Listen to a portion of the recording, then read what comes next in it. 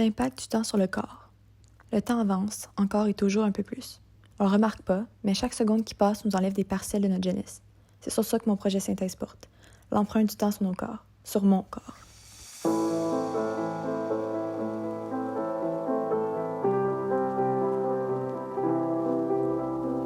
J'ai peur. Pas de mourir, pas de vieillir, pas de voir mon corps changer, mais j'ai peur d'être dépassée, de perdre mes capacités, que mon ouverture d'esprit s'effrite au fil des années qui s'écoulent. Pour créer, j'ai besoin d'un grand espace lumineux pour réaliser des œuvres autobiographiques d'importantes dimensions afin que les regardeurs apprennent des choses me concernant. Ainsi, avec mon corpus, j'illustre un visuel progressif du cours de ma vie passée et future, du temps qui nous file entre les doigts sans que l'on s'en aperçoive, et de mes réactions aux changements qu'apportent les années qui s'ajoutent au compteur.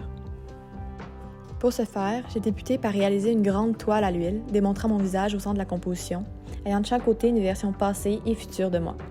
Pour moi, cette œuvre, c'est la plus marquante des trois, car en même temps, elle démontre une réelle progression de ma vie, mais elle a aussi un hommage à mon arrière-grand-mère qui me prête son profil pour la réalisation de cette œuvre.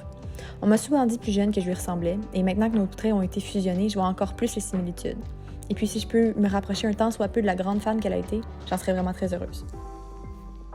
Ensuite, pour mon œuvre 3D, j'ai décidé de créer un emblème du temps. J'ai réalisé un sablier. Dans la partie du haut, seul du sable est présent. Pour moi, ça correspond au temps qui me reste à vivre. Puis, dans la partie du bas, on retrouve du sable ainsi que des photos de moi, afin de mettre un visuel sur le temps qui s'est écoulé et sur les changements que celui-ci a eu sur mon corps. Sur les bûches de bois se retrouve pyrogravé un dessin illustrant encore une fois une progression de la vie. Finalement, la troisième œuvre de mon corpus correspond à 2 dessins qui sont reliés par un amas de fils et de billes qui connotent un peu l'image d'une traînée de sable. Sur le premier dessin, on retrouve un portrait de moi enfant, vers l'âge d'1 an environ. Et sur le second dessin, on retrouve un portrait de mon arrière-grand-mère qui représente une image de ma future apparence. 2 œuvres réalisées durant mon parcours scolaire m'ont fortement inspirée pour mon ESP. En effet, il y a mon œuvre « Quand le corps n'est plus », ainsi que mon œuvre dessin qui avait pour sujet l'Alzheimer, tous les deux réalisés en 3e session pour le cours de dessin, qui aborde l'autoportrait et le sujet de la vieillesse de près ou de loin. On voit donc que c'est un thème assez récurrent dans ma pratique artistique. Par ailleurs, il y a 2 artistes en art actuel qui m'ont inspirée pour la réalisation de mon ESP.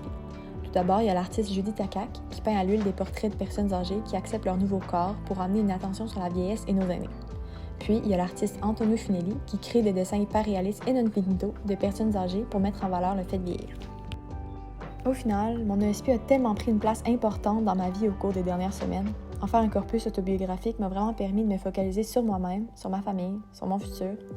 Et je me suis rendu compte qu'au fond, ça sert à rien d'anticiper. J'ai encore toute la vie devant moi parce que j'ai juste 20 ans, moi, madame.